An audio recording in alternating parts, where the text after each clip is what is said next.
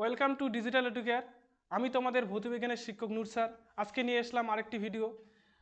আমরা আগের দিনে যে ভিডিওটা তোমরা দেখেছিলে আমার ভিডিও, সেখানে কি আমরা আমাদের যে দ্বিতীয় চ্যাপ্টার গ্যাসের আচরণ, সেখানে 5টা অঙ্ক দেখেছিলাম। আজকে আমাদের এই যে সেকেন্ড চ্যাপ্টারের সবচেয়ে লাস্ট ভিডিও এটা হবে।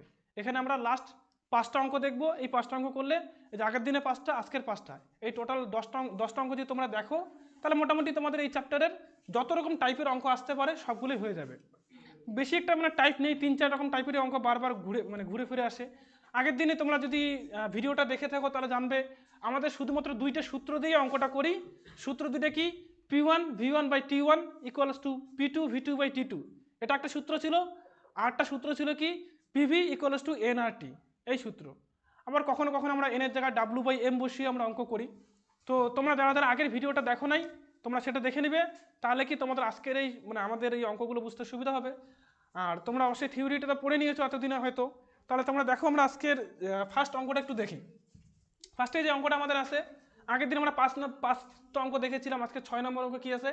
স্থির চাপে কোনো নির্দিষ্ট ভরের গ্যাসকে 0 ডিগ্রি সি থেকে 546 ডিগ্রি সি উষ্ণতায় উত্তপ্ত করা হলো। গ্যাসটির অন্তিম আয়তনের সঙ্গে প্রাথমিক আয়তনের অনুপাত কত? আমাদের এখানে কি অন্তিম আয়তন আর প্রাথমিক আয়তন, যদি আমি কি প্রাথমিক আয়তনকে ভি ধরি, V1, আর অন্তিম আয়তনকে যদি V2 ধরি, এদের অনুপাত আমাদের বের করতে হবে। মানে V1 বাই V2 অনুপাত মানে আমরা কি জানি? তোমরা অঙ্কে অনুপাত চ্যাপ্টার দেখবে, তোমাদের ট্রেনেই আছে। V1:V2 কে আমরা V1 বাই V2 লিখতে পারি। তাহলে আমাদের আলটিমেট এই V1 বাই V2 এর মানটা বের করতে হবে। ঠিক আছে, আগেরগুলোর থেকে একটু আলাদা এই অঙ্কটা। তাহলে আমাদের কি বের করতে হবে? V1 বাই V2 এর মানটা বের করতে হবে। তাহলে আগেই আমরা দেখি এখানে কি কি দেওয়া রয়েছে। এখানে বলেছে স্থির চাপ। যখনই দেখবো স্থির চাপ, মানে আমাদের কপাল থেকে কি চাপ কমে যাবে, চাপটা কমে যাবে। ঠিক আছে, চাপের চাপ কমে গেল। কি বলেছে? নির্দিষ্ট ভরের কোনো গ্যাসকে 0 ডিগ্রি সি উষ্ণতা, তার মানে এখানে উষ্ণতা বলা আছে কত? 0 ডিগ্রি সি। এটাই আমাদের কি টি এর মান। তাহলে লিখবো কি T1 সমান সমান 0 ডিগ্রি সেলসিয়াস। 0 ডিগ্রি সেলসিয়াস থেকে কি 546 ডিগ্রি সি উষ্ণতায় উত্তপ্ত করা হলো। তাহলে তাপমাত্রাটা কতটা বাড়ানো হলো? যেটা লেখা হলো এটা কি? তাহলে T2 আমাদের, এটাই হলো কি T2 কত হবে? 546 ডিগ্রি সি। ঠিক আছে, আমাদের কি যাই হোক, এখানে যেটা আছে থাক। আমরা কি এগুলো কি আগে কেলভিন স্কেলে নিয়ে যাব। আমাদের কি সেলসিয়াস স্কেলে কোনো অঙ্ক করি না, আমরা কি করবো? এগুলোকে কেলভিন স্কেলে নিয়ে যাব। তাহলে কেলভিন স্কেলে নিয়ে যাই। 0 ডিগ্রি সি মানে কি 273 কে, এটা নিয়ে কারো কোনো সংশয় নেই যে কি 0 ডিগ্রি সি মানেই 273 কে। আর এটাকে যদি আমি কেলভিন স্কেলে নিয়ে যাই, 273 দিয়ে যোগ করতে হবে, 546 আছে, করলে কত হবে? 6 × 3 = 9, 7 আর 4 = 11, 2 আর হাতের 1 3,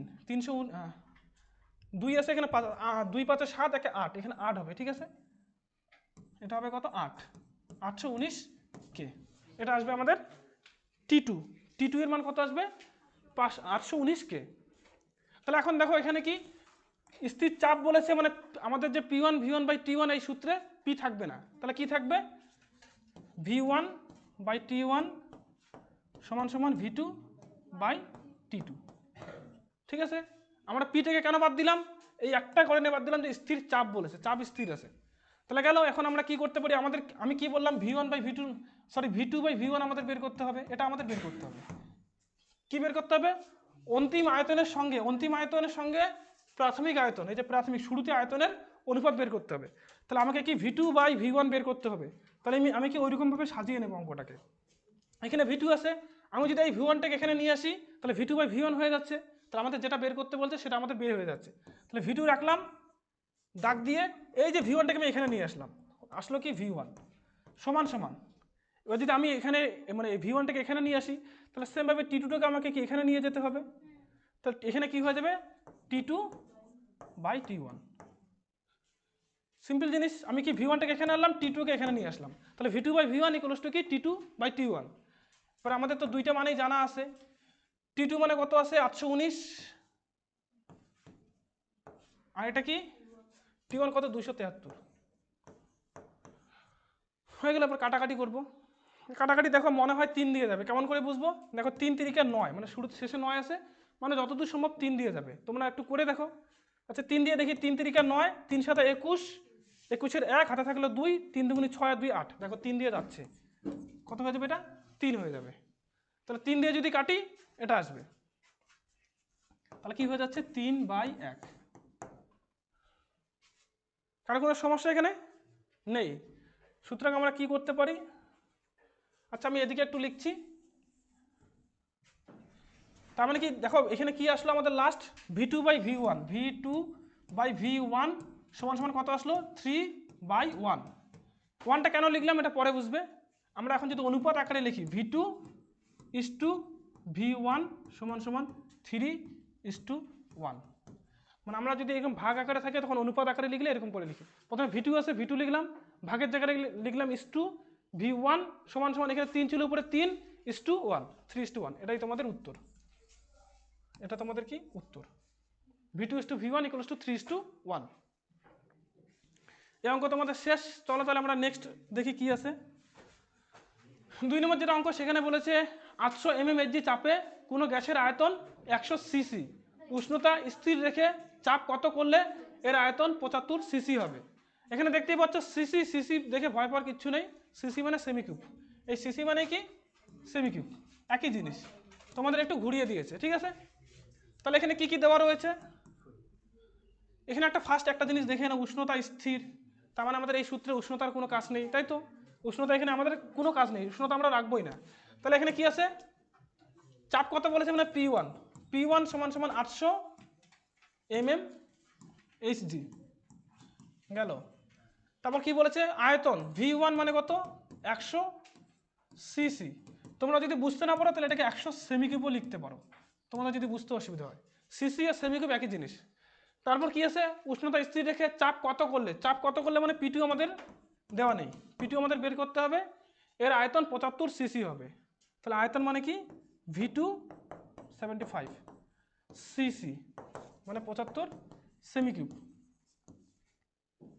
এখন সবগুলো ঠিক আছে, আমাদের একটা সমস্যা কি এখানে সেমি আছে, এখানেও সেমি আছে, কিন্তু এখানে মিলিমিটার আছে, তাহলে আমাদের এখানে একটু চেঞ্জ করতে হবে। মিলিমিটার থেকে সেন্টিমিটার করতে গেলে 10 দিয়ে ভাগ করতে হয়, 10 দিয়ে ভাগ করলে একটা শূন্য কাটা দেবে, 10-এর পিছনে কি 10-এর সঙ্গে একটাই শূন্য থাকে 10-এ, আমাদেরকে একটা শূন্য বাদ দিয়ে লিখবো, একটা শূন্য বাদ দিলে কি হবে 800 থেকে একটা শূন্য বাদ দিলে কি 80 হবে, 80 সেমি এইচজি। এবার আমি সূত্র বসাবো, সূত্র কি ছিল P1V1/T1, যেখানে T1টা আমাদের বাদ যাবে, কারণ T1 মানে উষ্ণতা এখানে স্থির, তাহলে কি হবে P1V1 সমান সমান P2V2, তাহলে আমাদের কি উষ্ণতা স্থির হয়ে গেল। তাহলে এবার আমি সবগুলোর মান বসাবো, এখানে P1 মানে কত আছে 800, P1 এখানে কত 800 আছে, সরি এটা 80 হবে, কারণ আমরা 80 করে নিলাম এটাকে, এই যে 80।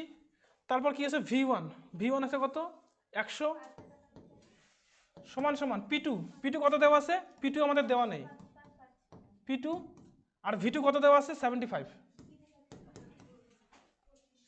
ঠিক আছে। তার মানে এখানে 25 দিয়ে কাটবো, 3×25 75, 4×25 100, আর এখানে কোনো কাটাকাটি যাবে না, তাহলে P2-র মান কত হবে, P2-র মান হবে 4×32, 4 কত 32 মানে 320/3, এই কাটাকাটিটা করলে মানে এই ভাগটা করলে আমাদের উত্তরটা বেরিয়ে যাবে 320/3।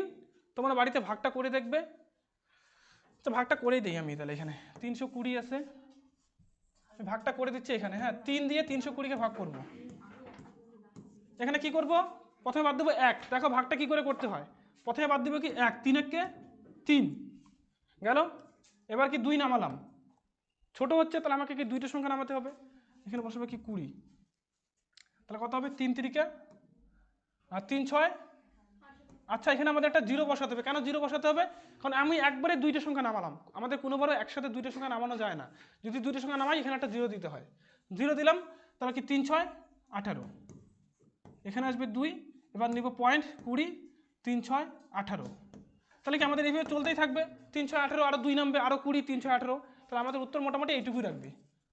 তার উত্তর কত হচ্ছে 106.6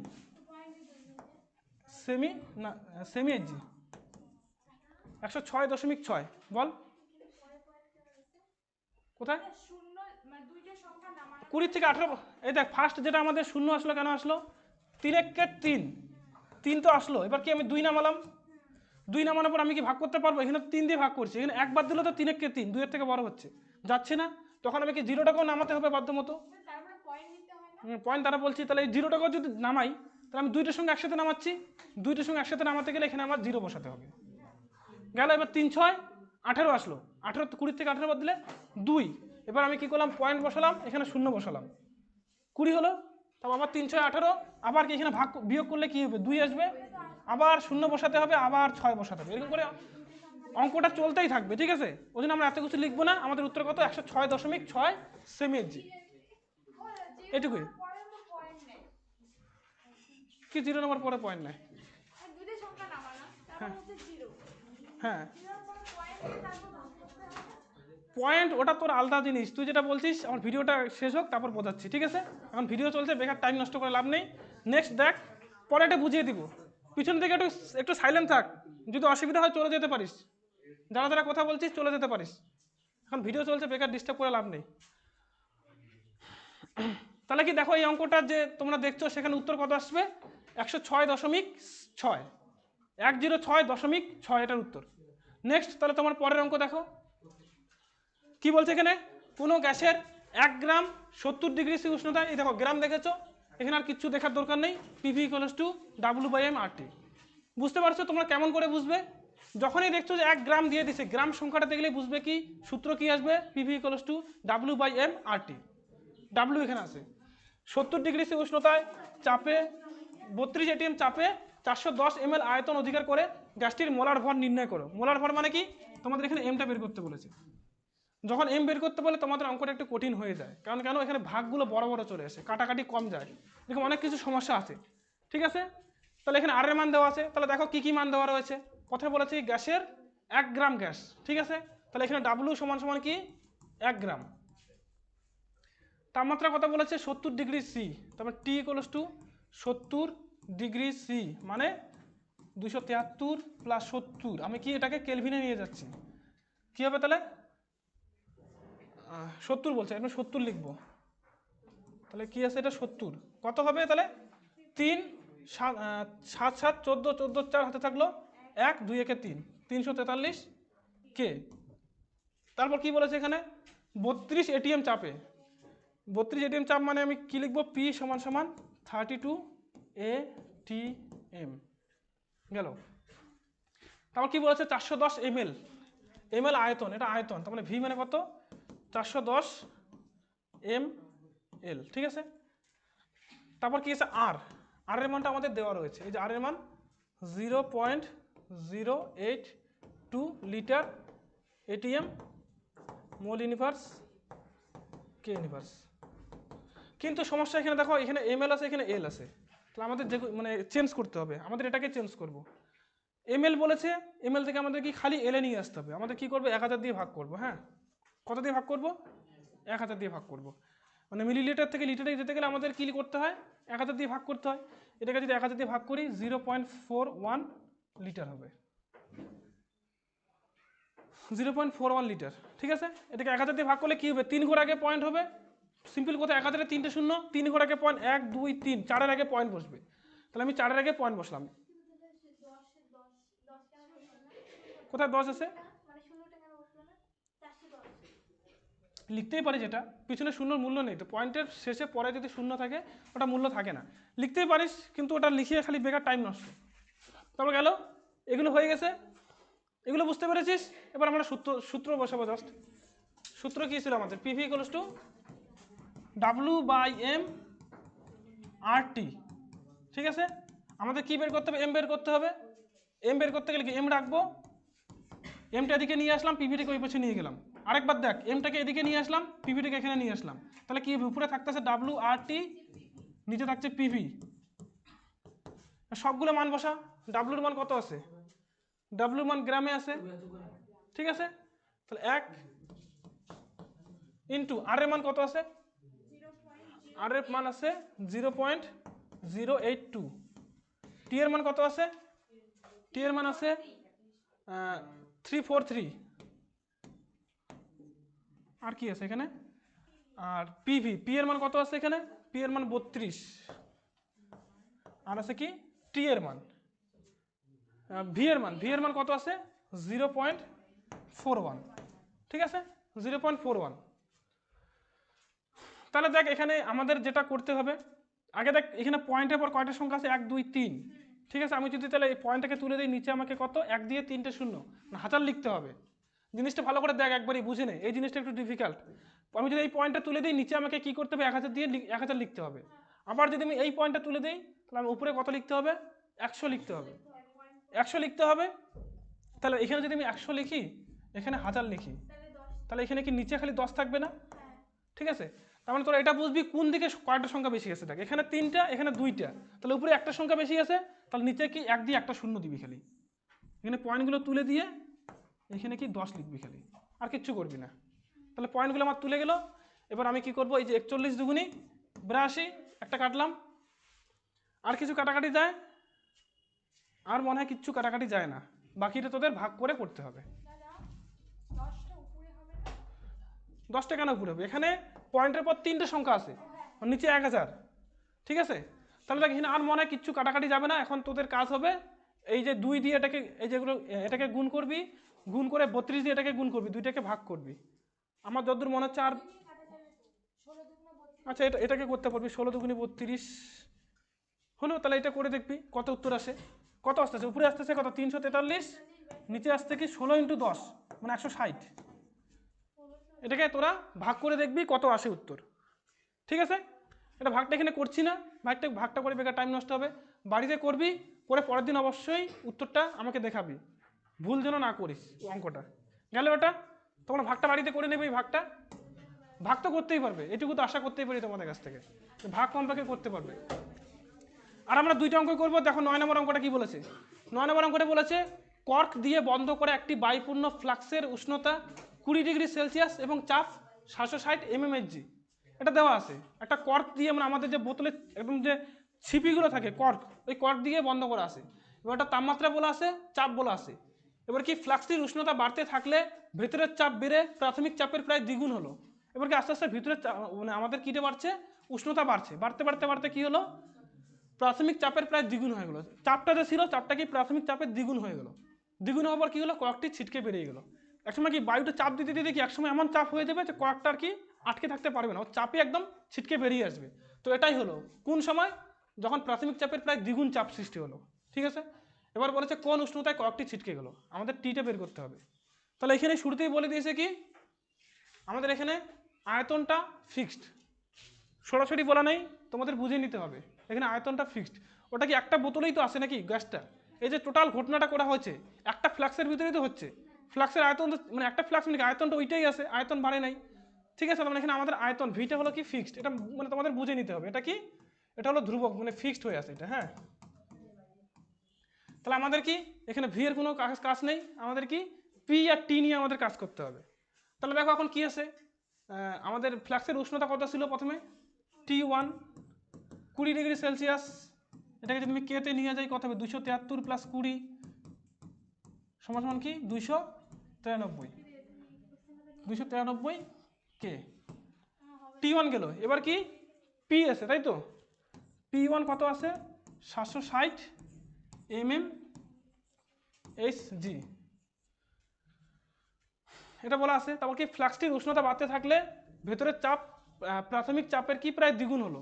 আমরা না এটা এখানে এটা না লিখে আমরা অঙ্কটা আরো সোজা হবে, যেহেতু এই জিনিসটা বলে দিয়েছে না, আমরা কি অঙ্কটা এইভাবে না করে আরেক অন্যভাবে করি, আরো সোজা হবে। আমি এটাকে পি ধরি, কারণ পিটা কাটাই দেবে, দেখবি কাটাকাটি তোর করতেই হবে না। আমি এটাকে পি ধরি, তাহলে দেখ এটাকে যদি পি ধরি তাহলে পি টুর মান কি হবে, দেখো দ্বিগুণ বলেছে, প্রায় দ্বিগুণ হলো, তাহলে 2p ধরলাম, 2p হয়ে যাবে। এটাকে যদি পি ধরি এটা 2p হবে, তাহলে কি আমাদের টি টুর মানটা বের করতে হবে।